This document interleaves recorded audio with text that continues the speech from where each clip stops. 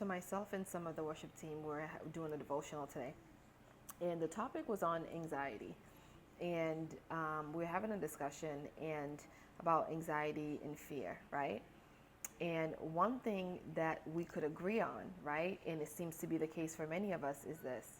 For many of us believers, it's not that we don't believe God. It's not that we don't have faith in God, right? For many of us, and let me know if that's the case for you as well, we know that God can, and we know who He is. We know what He is able to do. We just don't know sometimes, if we're being honest, whether He's going to come through for us, whether He's going to show up for us, right? Because we've seen Him do it for other people. We've heard of Him doing it through scripture, right? Or through testimonies of other people. We ourselves have had those experiences as well, but there are certain things, certain prayers, certain things that you're believing for that is taking time. You get to a place where you begin to get anxious or worried or concerned because there's this part in you that is not sure if God is going to do it for you, that is not sure if God is going to actually answer that. And during our discussion, it came up that there are many of us who we know who God is. We know what He's able to do. We read our Bible. We believe Him. We believe the Word. But there are some circumstances where we begin to doubt whether or not we're going to have that kind of testimony, right? And it just made me think how, one, this is something that many people experience and many people struggle or wrestle with. But two, that God is faithful and God is true.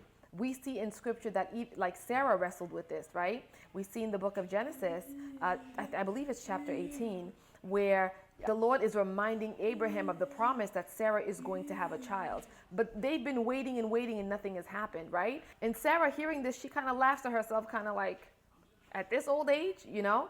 And as she's watching and listening to the conversation, and God's like, hold up, why did Sarah just laugh?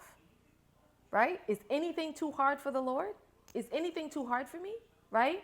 And so there are many of us who are like Sarah, where when we think about the situation, we may kind of laugh to ourselves inside because there's this little bit of doubt that still exists, that is there because we're not sure if it's going to happen because we haven't seen it, right?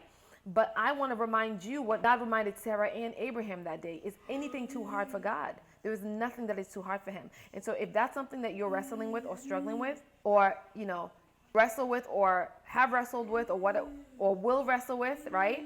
I want you to remember that scripture, which I'll put it here. I want you to remember that scripture, and I want you to remember that nothing is impossible for God. And there are some situations that you're just in waiting, right? It's delayed for whatever reason. And then there are some situations it's just not God's will, right? But at the end of the day, God is faithful. He is true. What He does for another, He will do for you as well. What He did for somebody else, He will do for me as well, right? And we just got to remember that and not lose faith.